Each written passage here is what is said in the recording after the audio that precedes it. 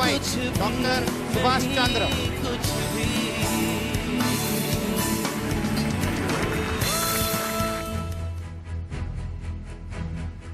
Sir ऐसा कहा जाता है कि एट्रिशन रेशियो अगर 3-4% से कम हो तो it's a best human resource manage company. आपका 5% एट्रिशन कम से कम होना ही चाहिए। मीडियोक्रिटी, कॉम्प्लिसेंसी, ये सब सेट इन होती हैं organisation.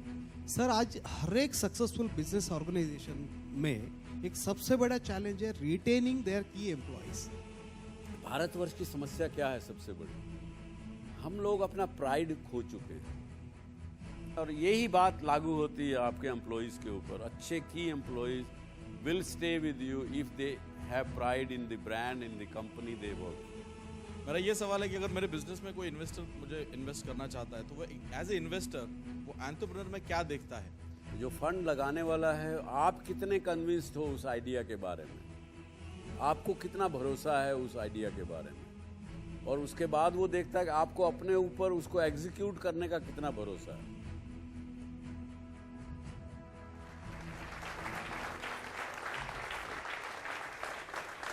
Naturally, I am nervous today evening. I've been talking, interacting with the youth, but today I know I'm faced with all of you successful people, entrepreneurs, the faculties who are teaching management, and so on and so forth. I've been given 2 subjects. One is that how do you avoid the politicking in the organization? How do you keep the human resource together? How do you keep them work towards the same objective or keep in the line with the vision of the organization? And the second subject is that after having achieved success, how do you grow further? So these are the 2 subjects, yes. Rajeev ji? Yeah.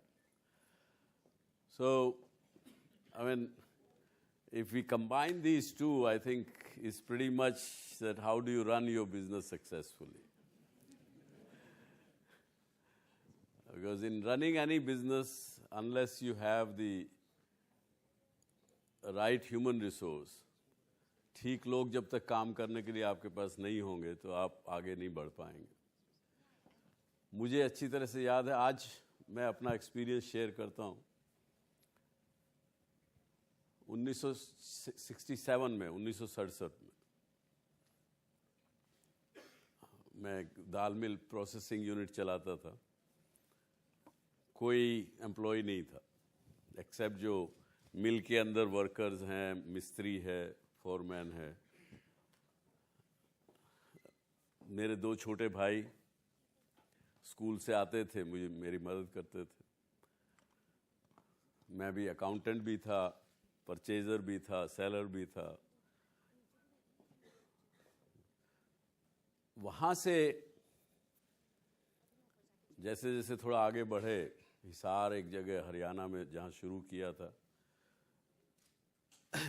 Delhi आया मैं 1970 में।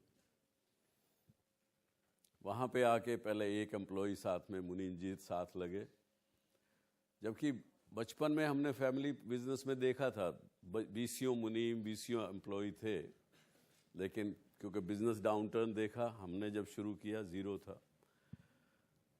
तो 70 में पहला employee higher किया, दूसरा employee higher किया। बड़ा इंटरेस्टिंग एक हादसा हुआ, हादसा कहिए, इवेंट, इंसिडेंस कहिए। हमने already other than food grain,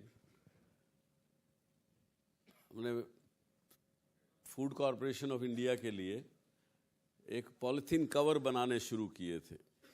food grain को ओपन में स्टोर करके उसको ऊपर ढक दें तो बारिश वगैरह में भी अनाज सेफ रहेगा। ऐसे वो उसको बोलते थे हम कैप कवर्स। अच्छा बिजनेस था। तो फर्स्ट टेंडर हमने कंप्लीट कर लिया था, दूसरे टेंडर की तैयारी थी। जैसे परसों बिडिंग होना है तो सील्ड एनवलप में बिड जाना है। अब ये दूसरे एम्प्लॉई साहब जो हमारे ज्वाइन किए थे, उन्होंने अपने किसी और बिजनेसमैन के साथ एक सौदा कर लिया और ये कहा कि सुभाष जी, 2 बिडर हैं, 2 में से एक सुभाष जी हैं, तो मैं आपको पहले बता दूंगा कि रेट क्या जाना है, क्योंकि टाइपिंग तो मुझे ही करना है, सब कुछ मुझे करना है और हम लोग पार्टनर रहेंगे। वो दोनों हमारे एम्प्लॉय उनके साथ मिल लिए। तो 2 दिन पहले से ही वो शाम को मुझे कहने लगे कि जी टेंडर डॉक्यूमेंट भर दें। मैं कहा यार परसों देना है, इतनी जल्दी क्या है। बट वो बार बार इंसिस्ट करते रहे। मैंने कहा चलो कल सुबह करेंगे। अगले दिन भी जब उन्होंने काफ़ी कुछ कहा तो कहीं पे मुझे सिक्स सेंस जो थी, वो जिसने मुझे हमेशा मदद की है, वो आई। यार कुछ गड़बड़ है, ये आदमी इतना इंसिस्ट क्यों कर रहा है इस बात को। तो खैर जैसे वो सिक्स सेंस काम की, मैंने उसको रेट भरवा दिया। मान लीजिए रेट मुझे भरना था 1500 रुपये, तो मैंने उसको 1700 भरवा दिया और टेंडर वो चला गया 2 घंटे पहले, जिस दिन टेंडर सील होना था। साइड से मैंने दूसरे एक ड्राइवर को भेजा रियल रेट करके, एक अमेंडेड, जब तक टेंडर का बक्सा सील नहीं हो जाता तब तक आप उसमें कुछ भी करेक्शन कर सकते हैं टाइम से पहले। वो उनकी जानकारी के बिना दूसरा बिड डलवा दिया।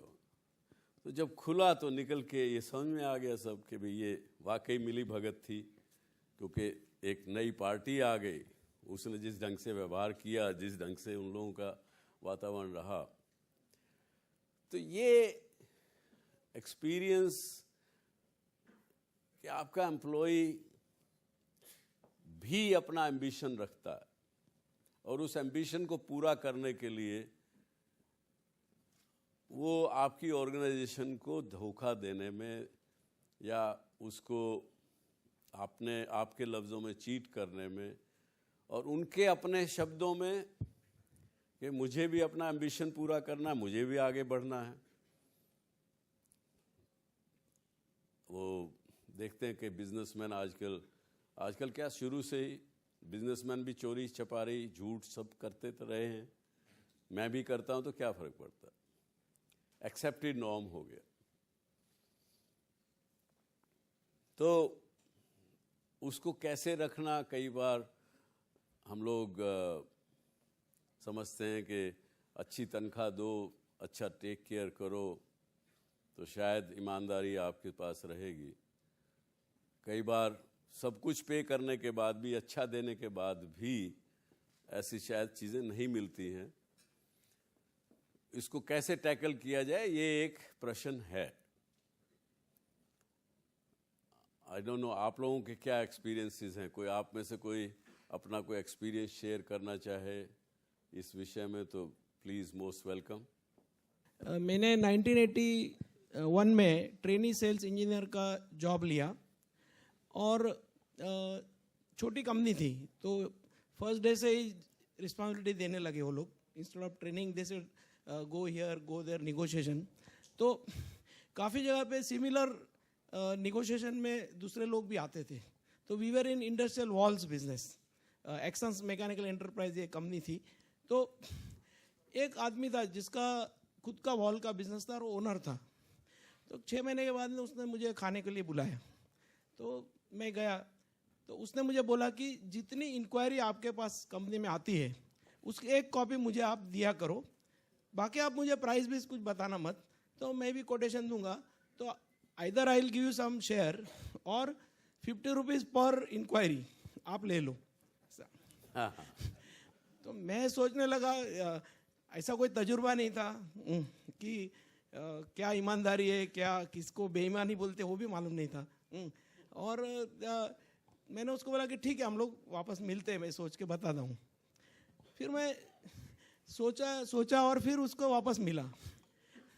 तो उसको मैंने बोला कि समझो मैं हाँ बोलता हूँ और मेरी कंपनी में मालूम पड़ जाता है तो मुझे निकाल देंगे और तुम भी नहीं तो रखेंगे। आपको समझ आ गया कि ये बेईमानी है। हाँ और मैंने उसको नहीं, उसके आगे मैंने उसको बोला कि और तुम भी नहीं रखेंगे क्योंकि मैं, तुमको मालूम है मैं तुम्हारी भी इंक्वायरी किसी को दे दूंगा। तो मैं बोला मैं तो दोनों तरफ से रास्ते पे आ जाऊंगा। तो मैं बोला मुझे ये सौदा मंजूर नहीं है, कुछ भी होए। Thank you. देखिए, मुझे जो एक्सपीरियंस हुआ, तजुर्बा आया, 95% से 98-99% तक लोग बाय नेचर ईमानदार होते हैं। वो जानते हैं कि क्या गलत क्या सही। और भारतवर्ष की एक परंपरा रही, एक बड़ा जो हम लोगों को बचपन से सीखने को मिला, उसका बड़ा भाग रहता है। लेकिन एज ए एम्प्लॉयर हम लोग बहुत गलतियां करते हैं। और सही और ईमानदार आदमी को भी अगर हम सिस्टम प्रोसेसेस के ज़रिए कुछ हिसाब किताब के सिस्टम के बिना अगर हम रखते हैं तो अच्छे से अच्छा बेईमान आदमी भी, ईमानदार आदमी भी बेईमान बन सकता है और बन जाता है। मेरे साथ लाइफ में बड़े तजुर्बे आए ऐसे जिसमें हमको अल्टीमेटली लगा कि हमने उस ईमानदार आदमी को बेईमान बना दिया। वरना बाय एंड लार्ज आपको लोग ठीक मिलते हैं, काम भी अच्छा करना चाहते हैं, वो लोग मोटिवेट भी होना चाहते हैं। अब आपका अपना एक, जो मैंने आपको पहले उदाहरण दिया, that was an exceptional case. वो व्यक्ति आया और उसने मेरे एक ही मेरा जो एम्प्लॉई, लॉयल एम्प्लॉई था, उसको भी बेईमान कर दिया, क्योंकि वो कुछ बैकग्राउंड ऐसी थी। वो आया ही फ्रॉम जेल सुपरिटेंडेंट्स ऑफिस तो वो लगा कि हमने वो गलती कर ली थी। लेकिन बाय एंड लार्ज लोग, और कोई ये भी नहीं है कि भाई आप ज़्यादा पैसे देंगे तो लॉयल्टी और ईमानदारी खरीदी जा सकती। मोटिवेट करने की आवश्यकता है, उनको इन्वॉल्व करने की आवश्यकता है, उनको आप रेगुलर फीडबैक देना, उनका फीडबैक लेना, उनके कुछ सुझाव लेना, उनकी बातों पर ध्यान रखना, ये सब चीज़ें हैं। और एक्सपीरियंसेस तो इसी तरह के हैं कि जिसमें कि अगर आप ईमानदारी से एज ए टॉप मैन अगर आप काम कर रहे हैं तो आपके एम्प्लॉय बाय एंड लार्ज उसी रास्ते पे चलेंगे। वो देखेंगे आप बेईमानी कर रहे हैं, आप अपने, चाहे सरकार के साथ कर रहे हो, चाहे अपने कस्टमर के साथ कर रहे हो, चाहे किसी सप्लायर के साथ गलत कर रहे हो, कहीं भी कर रहे हो, तो वो आपको सामने दिखने को मिलेगा। हमने अभी पिछले दिनों 5 साल पहले हमने कहा कि हम कंपटीशन से कोई व्यक्ति लेंगे नहीं, अपने कंपटीटर से हम कोई आदमी नहीं लेंगे। हमने ये नहीं कहा कि हमारे एम्प्लॉयज़ को कि आप कंपटीशन में नहीं जाओगे। लेकिन जब उन्होंने देखा कि ये लोग कंपटीशन से नहीं लेते हैं, उसके बाद ये एक्सपीरियंस आया कि हमारे यहाँ से छोड़ के कंपटीशन में जो जाने वालों की परसेंटेज, मान लीजिए पहले 40-50% थी, तो वो घट के 15-20% पे आ गई।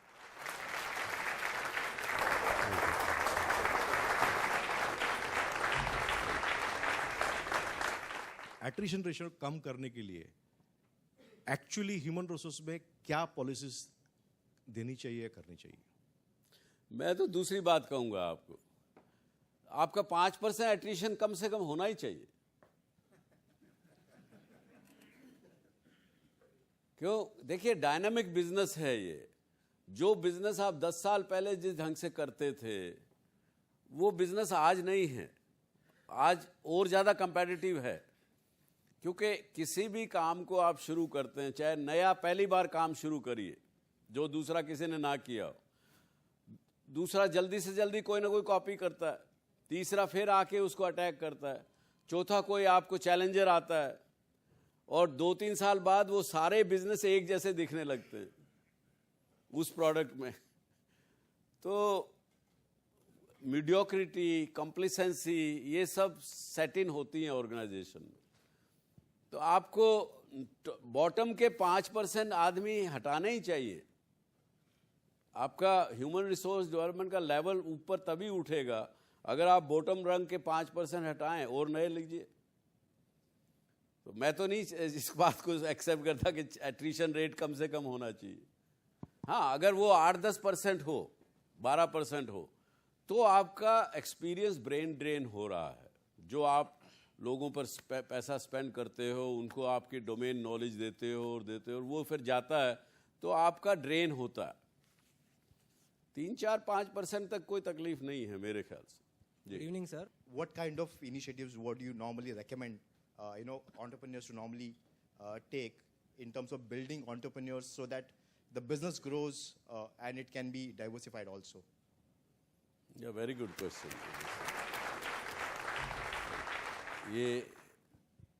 That's what, इसीलिए मैं कह रहा था शुरू में शो के कि भाई आज ये नर्वस होने का दिन है मेरे लिए, क्योंकि ऐसे प्रश्न एक्सपीरियंस आदमी बोल सकता है। अदरवाइज बहुत जगह लोग बोलते हैं कि साहब एंटरप्रेन्योर माने से केवल एक कि वो बिजनेसमैन ही होना चाहिए या अपना बिजनेस करने वाला को मतलब वो लोग कहते हैं एंटरप्रेन्योर। लेकिन आज जैसे आपने प्रश्न पूछा तो एंटरप्रेन्योर कुछ भी कोई भी हो सकता है। एक एग्जीक्यूटिव भी एंटरप्रेन्योर हो सकता है, डॉक्टर भी एंटरप्रेन्योर हो सकता है, एक टीचर प्रोफेसर भी एक एंटरप्रेन्योर हो सकता है। मतलब आप एंटरप्रेन्योर के लिए कोई बाउंड्रीज नहीं है। जो अपने काम को बाउंड्री लेस समझ के काम करे वो ही एंटरप्रेन्योर। और मैंने तो इसमें आते हुए मैं कुछ कर रहा था, जो आपके पास एम्प्लॉयज़ का अगर आप ठीक से आंकलन करेंगे, अगर उनको एनालाइज करेंगे, आपके पास एक प्रकार के लोग हैं जो होंगे डिट्रैक्टिव। आप उनको कोई भी काम कह दीजिए, वो बोलेंगे साहब ये तो नहीं हो सकता। काम सुनने से पहले ही बोलेंगे नहीं हो सकता। भाई कैसे, तो यार ये क्या बात कर रहे हो, तुम तनख्वाह लेते हो, कंपनी तुम्हारा ख्याल कर रही है, कुछ तो कभी तो किसी हाँ बोलने की सीखा करो, लेकिन नहीं करेंगे।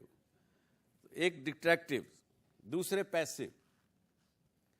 साहब बस उनको पता है कि कैसे सरवाइव करना इस सेठ के साथ, उनको इससे आगे नहीं करना। उनको they have mastered the art कि वो कैसे भी उसका चाहे चापलूसी करेंगे, कुछ करेंगे, वो सरवाइव करते, कंट्रीब्यूट कुछ नहीं करते। तीसरे लोग जो है पार्टिसिपेटिव, जो कि जिनको आपने जो काम कह दिया वो करेंगे और अच्छे तरीके से करेंगे। अपने आप से नहीं करेंगे, लेकिन आप जो काम कहेंगे उसको ठीक से बजा लाएंगे। उनको मैं कहता हूं उनको पार्टिसिपेटिव लोग। उससे ऊपर जब आप ऊपर उठते हैं तो वो फिर कंट्रीब्यूटर्स आ जाते हैं। आप भाग के वो खुद ब खुद अपने ऊपर रिस्पॉन्सिबिलिटी भी ले लेंगे। आपकी डिस्कशन हो रही, मीटिंग हो रही, वो कहेंगे अपने आप उठ के कहेंगे साहब ये मैं कर सकता हूँ या मैं कर सकती हूँ। They are contributing people.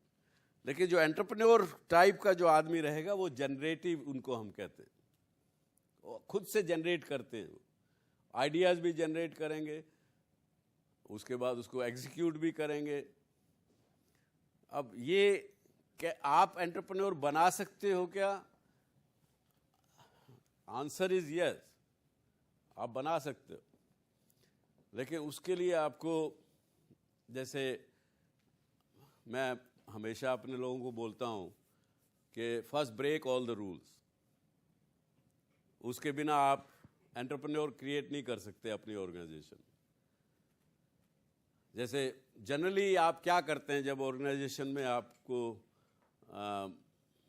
अच्छा करना हो, आप क्या करते हैं जनरली? मैं आपसे सवाल पूछता हूँ। हाँ जी, टेक ए डिसीजन। लेकिन अगर कोई आदमी ठीक काम नहीं करता, आप उसको ज़्यादा ध्यान देते हो या जो आदमी आपका काम अच्छा कर रहा है उसकी तरफ ध्यान देते हो? जो नहीं करता उसकी तरफ। क्यों?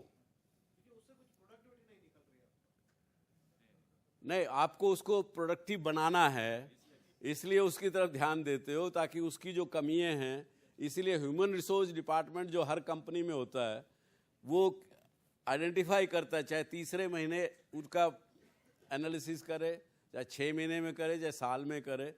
वो कहेगा साहब इस आदमी का ये ट्रेनिंग रिक्वायरमेंट्स हैं, इसको ये चीज़ की ट्रेनिंग देना चाहिए ताकि ये ठीक हो सके। मैं इसीलिए कह रहा हूँ break the rules, spend maximum time of yours with the person who is the best performer.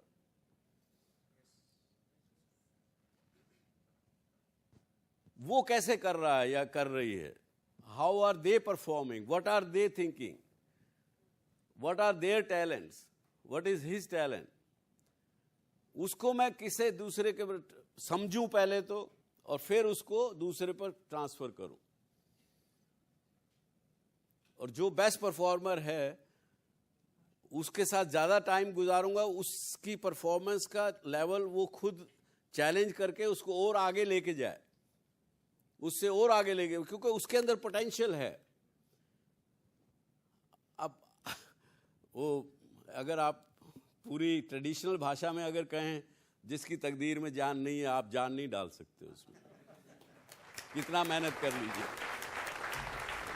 When you hire people for key positions, for the topmost positions, क्या qualities invaluable है आपके लिए कि ये तो होनी ही चाहिए तो ही ये लोग इस पोजीशन पे हायर हो सकते ना, हैं? हायरिंग में मैंने भी बड़ी गलतियां की हैं, अभी भी कर देते हैं।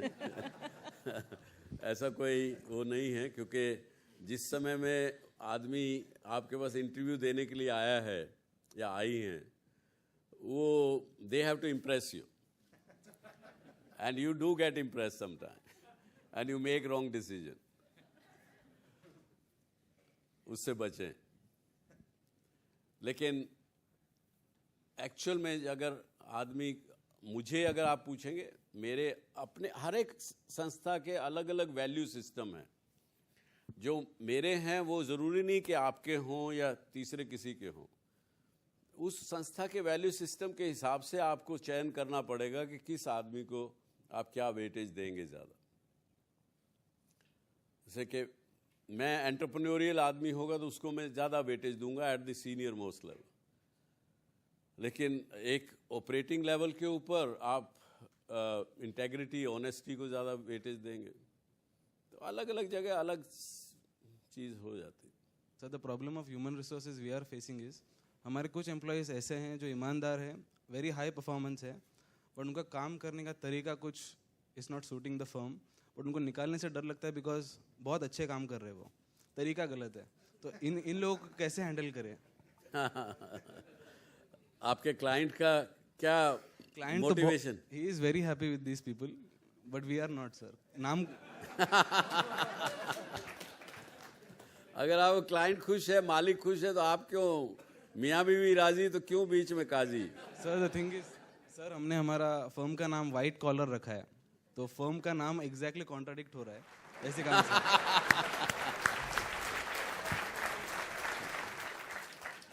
सो how to handle such people? ये तो देखिए, शॉर्ट टर्म गेन की वजह से आपके क्लाइंट उसके अंदर बह रहे हैं, वो लॉन्ग टर्म पर्सपेक्टिव से ठीक नहीं है। ये आपको अपने क्लाइंट को समझाना पड़ेगा और आपको उन आदमियों को हटाना पड़ेगा। इसका कोई दूसरा कोई बीच बिचाव वाला रास्ता कोई नहीं है। Not to look for short term gain, which is what they are looking at. That's why they want to support these people. So, sir, they are fully with the firms, they are partners in the firms. Yeah, but लेकिन short term gain के लिए, क्योंकि they are achieving the goal by illegal or wrong means, but वो long term में नहीं चलेगा, किसी न किसी दिन खराब होगा। आप एडवाइस करते हैं भी? Yes, मैं तो यही कहूँगा। Risk-taking ability is the cornerstone of entrepreneurship. How would you advise young entrepreneurs to assess and manage risk and take the big leap of faith?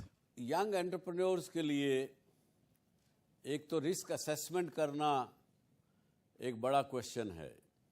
बहुत बार हमने देखा है कि वो रिस्क को पूरी तरह से असेस नहीं कर पाते, और क्योंकि रिस्क को असेस नहीं किया, इसलिए वो फेल भी होते हैं और इसलिए वो कुछ इवेंचुअलिटीज के लिए तैयारी भी नहीं कर पाते कि इस बिजनेस में मैं जब शुरू करूंगा तो ऐसी समस्या भी आ सकती है। उसको उन्होंने असेस नहीं किया, इसीलिए रिस्क असेस नहीं किया, और जब वो समस्या आ जाती है तो उस वक्त वो घबरा जाते हैं। बिल्कुल, मैंने यहाँ पे एक अभी 2008 के, बहुत दूर नहीं है, 2008 हमारा जो डाउनटर्न था, मैंने बड़े अच्छे मुंबई के बढ़िया करोड़पति बिजनेसमैन को मेरे कमरे में आके पूरे बच्चे की तरह से रोते हुए देखा, क्योंकि कभी डाउनटर्न देखा नहीं जिंदगी में। अच्छा ही अच्छा दिखता चला गया, कभी समस्या देखी नहीं।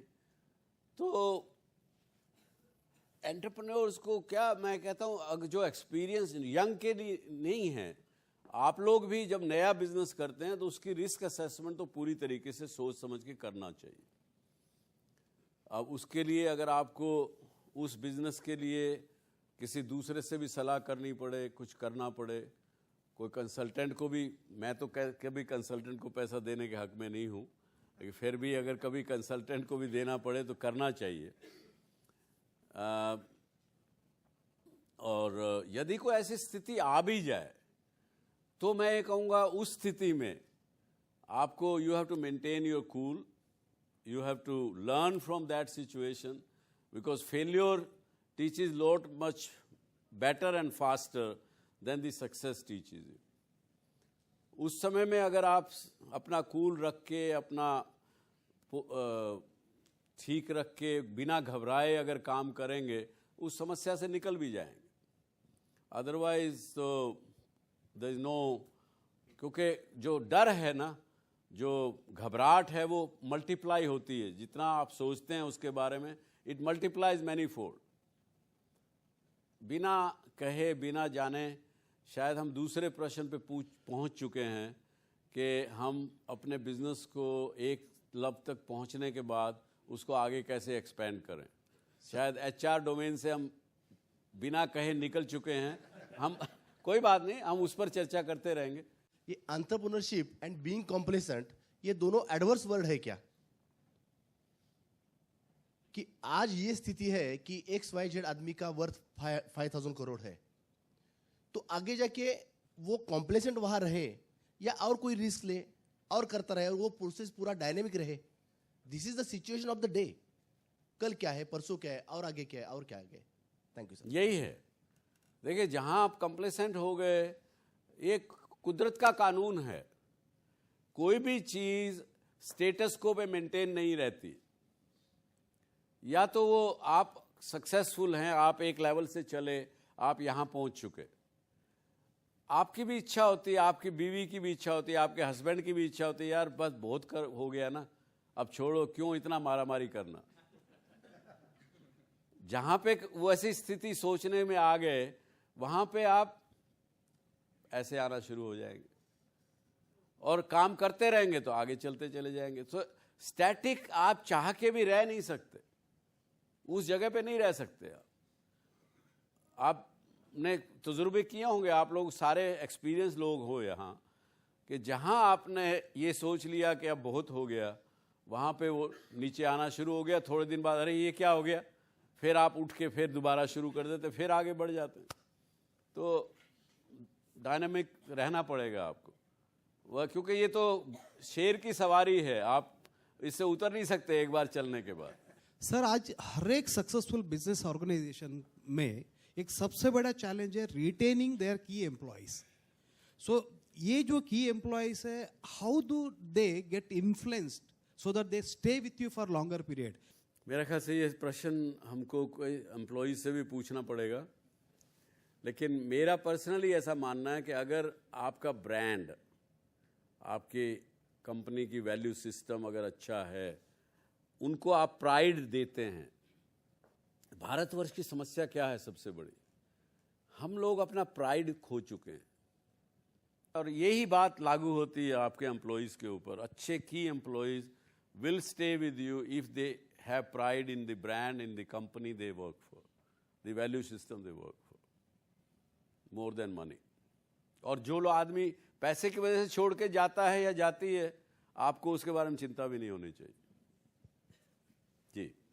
My question to you is, sir, for any business to expand, you have to keep innovating and generate new ideas. So, what is that? How do you generate your ideas, and how long do you hold on to an idea before you give it off?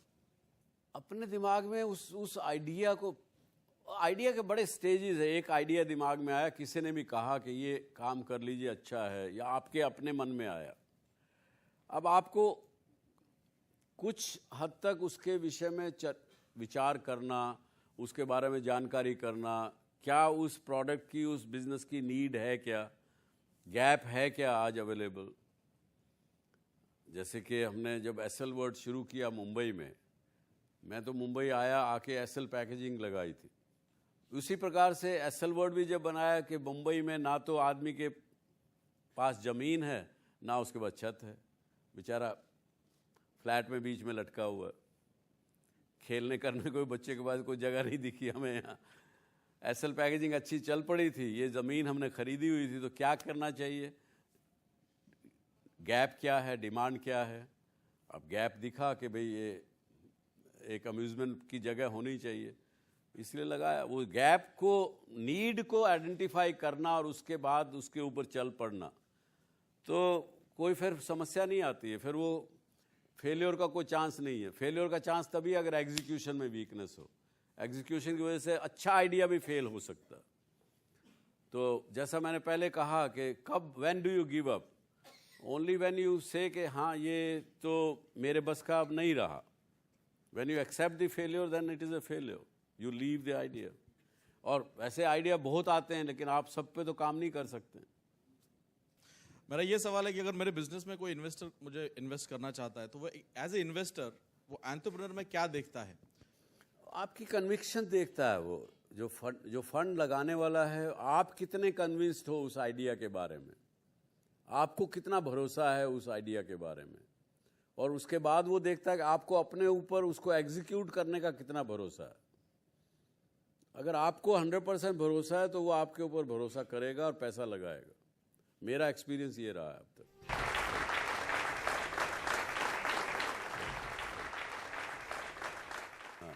I wanted to know, how do you manage your time and stress? How do you de-stress?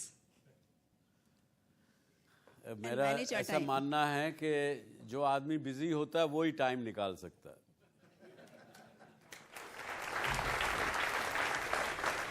दूसरा, यदि आप किसी तरीके से present में रहना सीख लें तो स्ट्रेस नाम की कोई चीज़ नहीं आती। समस्या हमारी कब आती है, हम या तो पास्ट की सोचते हैं या फिर फ्यूचर की चिंता करते हैं, इसलिए स्ट्रेस में आ जाते हैं। पिछली पुरानी बात याद करोगे तो रिग्रेट होता है, कह रहे ये नहीं किया होता तो अच्छा होता, ऐसा करते तो आज ऐसी स्थिति देखने को नहीं मिलती। और जब दिमाग, क्योंकि बड़ा चंचल है, ये मन बहुत बदमाश है, इसको कुछ देर नहीं लगती, कहाँ के कहाँ पहुँच जाता है। तो और फ्यूचर की बात करता है, अच्छा अगर मैं ये MBA करूँ, अगर मेरे मार्क्स अच्छे नहीं आए तो नौकरी नहीं मिलेगी, या क्या करूँगा, फिर क्या करूँगी। एंग्जाइटीज़ होती है फ्यूचर के बारे में, इसलिए स्ट्रेस आता है। अगर प्रेजेंट में रहें, जो कुछ कर रहे हैं, जो इस समय में जो हैं, उसको अगर ध्यान पे रखें, और तो आपका एक्शन भी डायनामिक होगा, सक्सेसफुल होगा। जैसे कि आप सब सूरज से अगर लेके एक शीशे से अगर बिंदु पे डालेंगे तो कागज़ भी जला लें, कुछ भी जला सकते हैं, फोकस नहीं रहेगा। आज के इस समय में अगर हम रहेंगे तो हमारा एक्शन डायनामिक होगा, गलती की गुंजाइश नहीं होगी, कामयाबी मिलेगी। जी सर, आपकी सारी कंपनीज जैसे कि जी लीजिए या एसएल वर्ल्ड लीजिए या फन सिनेमाज लीजिए, सब अलग अलग फील्ड्स की है। तो how did you ensure expertise in all the fields which are unrelated? So मतलब आपने मैन पावर को कैसे अपॉइंट किया, मैनेज किया, या किसी से पार्टनरशिप करके you went ahead in those areas? देखिए, बिजनेस तो एक बिजनेस से दूसरा, दूसरे से तीसरा, तीसरे से चौथा, ऐसे ही हुआ है हमारे यहाँ। आज दिखने को हमको लगता है कि एक दूसरे का कोई कनेक्टिविटी नहीं है, लेकिन अगर आप पूरा अगर देखेंगे बैकग्राउंड में, मैंने पीछे भी अपने कुछ इंटरव्यूज़ में कहा है कि one thing led to the another one. और जिस काम में आप जाते हैं तो उस काम की डोमेन नॉलेज आ जाती है, आपको अवेलेबल भी होती है। उसके बाद अगर आप सीखना चाहें तो सीख खुद भी सकते हैं, सब कुछ हो जाता है। सर, विथ रिगार्ड्स टू की पोजीशंस एंड एचआर पॉलिसीज, शुरुआत से अब तक आपके कौन से पैरामीटर्स हैं जो कायम हैं, and over the period of time कौन से पैरामीटर्स हैं जो चेंज हो गए हैं? ये तो बदलते तो रहते हैं सर। तो कौन से बेसिक पैरामीटर्स हैं जो आप शुरुआत से अब तक लागू कर रहे हैं, और कौन से हैं जो अब शायद इतने फीजिबल नहीं है या इतने कंपैटिबल नहीं है आज के युग के मुताबिक? ऐसा है कि मेरे कुछ अलग अलग, क्योंकि डाइवर्सिफाइड बिजनेसेस हैं, बिजनेसेस को हर एक सीईओ चलाते हैं और लोग दूसरे देखते हैं। हमने ऐसा नोटिस किया, सच्चाई है ये। एक हमारी कंपनियों में भी अलग अलग कंपनियों में अलग अलग कल्चर डेवलप हो जाते हैं। वहाँ का जो उसको लीडर जो है, उस लीडरशिप की क्या वे ऑफ वर्किंग है, उसके ऊपर वो ऑर्गेनाइजेशन संस्था बन जाती है। और सब एक तरह से नहीं चलता है। मैं जैसे कहता हूँ कि ब्रेक द रूल्स फर्स्ट, लेकिन लोग ब्रेक द रूल करने को तैयार नहीं करना चाहते, एक्सपेरिमेंट नहीं करना चाहते, क्योंकि हम अब जितने सीनियर लोग हैं, बल्कि वो ज़्यादा, जूनियर आदमी फिर भी एक्सपेरिमेंट कर लेगा, लेकिन जो 10, 20, 25 साल काम में लगा रहा है, उनकी जो धारणाएं बन चुकी है वो बिल्कुल बदलना नहीं चाहते। जी, माय क्वेश्चन इज सर कि you have to concentrate on a core business and make it expand. Your Excel Pro Pack is #1 in the world. So you have to keep on expanding your business, or when you have to diversify, ये तो देखिए, जब business कामयाब है और वो auto pilot पे है, कोई संभाल रहा है, उसको आगे ले जा रहा है, आपने छोड़ दिया उस बिजनेस को, अपने आप चल रहा है, वो एक्सपैंड कर रहा है, आप उसको थोड़ी डायरेक्शन देते हैं मंथली, क्वार्टरली, आपके पास टाइम है और बिजनेस करिए। ये तो मैंने हमेशा ज़िंदगी में जब नया बिजनेस किया जब मैं अनएम्प्लॉयड रहा, और अनएम्प्लॉयड तभी हो सकता है, जैसे हम लोग अपने एम्प्लॉयज़ को भी हम बोलते हैं बार बार कि भैया मेक योर सेल्फ रिडंडेंट, तभी आप आगे बढ़ोगे। इसी तरह से एक बिजनेस जैसे एसएल पैकेजिंग जिसकी बात आप कर रहे हैं, इस कंपनी की पूरी कैपिटल वाइप आउट हो चुकी थी, क्योंकि जो कस्टमर ने, जिसने पूरी कैपेसिटी शुरू में लेने का प्रॉमिस किया 81 में, उसने बिल्कुल एक भी ट्यूब नहीं ली, तो 4 साल में वाइप आउट हो गई कैपिटल। लेकिन हमने विश्वास नहीं छोड़ा, भरोसा नहीं छोड़ा, और जब वो टर्न हुई तो उसका कोई भागने का स्पीड का कमी नहीं थी। जबकि आज विश्व में कहीं भी कोई आदमी हो, जब भी कोई टूथपेस्ट पेस्ट करता है अपने ब्रश को, 35% लोग एसएल पैकेजिंग की बनी हुई ट्यूब इस्तेमाल करते हैं।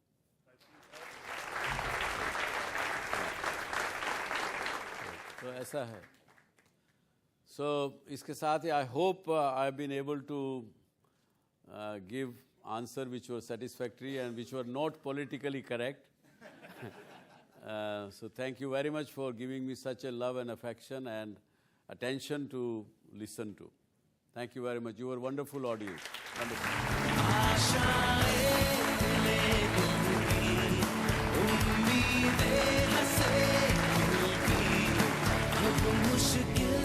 अगर आप भी डॉक्टर सुभाष चंद्रा शो में भाग लेना चाहते हैं या कोई सवाल पूछना चाहते हैं तो हमें ईमेल करें। हमारा ईमेल आईडी है dsc@zmedia.slgroup.com, या आप अपने सवाल हमें SMS भी कर सकते हैं। बस टाइप कीजिए DSC स्पेस अपना सवाल और भेज दीजिए 57575 पर।